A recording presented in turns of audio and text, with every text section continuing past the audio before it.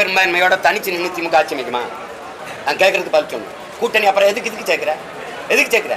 19 கட்சியை சேர்த்துக்கிட்டு நீ நான் தனித்த பெரும்பான்மைனா என்ன பெரும்பான்மை? என்னை மாதிரி தனிச்சு நில்லு, நீ வென்று ஆட்சி அமைச்சுக்க போ. கெஜ்ரிவால் நிற்கிறான்ல, அப்படி நில்லு.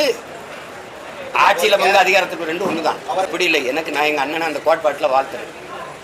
இப்போ நீங்கள் ஆட்சியில் பங்கு அதிகாரத்தில் பங்கு தர முடியாதுன்னு சொல்கிறேன். நீங்கள் மத்திய அமைச்சரவையில் ஆட்சியில் பங்கேற்றீங்களா இல்லையா? கேள்விக்கு பதில் ஏற்றீங்களா இல்லை? நான் கேட்குறேன், நீங்கள் பதில் சொல்லுங்கள். ஏற்றீங்களா இல்லை? அது எப்படி? கூட்டணி வச்சுங்க, அதிகாரத்தில் பங்கு வைக்கிறீங்க. அப்போ இங்கே கூட்டணி, நீ அப்படி திமுறா, நான் எப்படி உனக்கு பங்கு கொடுக்க முடியும்னா வாடா வீரான்மகனா தனியாக நின்று ஜெயிச்சிரு. யார் கேட்க போகிறா? ஒரு ஓட்டுனாலும் ஏன் ஓட்டு, மொத்த ஓட்டு ஏன் ஓட்டு, நான் ஜெயிச்சிருக்கேன், நான் எதுக்கு உனக்கு பங்கு கொடுக்கணும்? இது ஆட்சியை தாங்கி பிடிக்கணும், தோலை வச்சு எங்களுக்கு பங்கு தர மாட்டேன். அப்படி பெரிய வீரனா தனிச்சு நின்று ஜெயிச்சுட்டு போ. கேளுங்க திமுக இல்லை அதிமுக சொல்லுங்க, அதெல்லாம் எப்படிங்க பங்கு தனிச்சு நின்று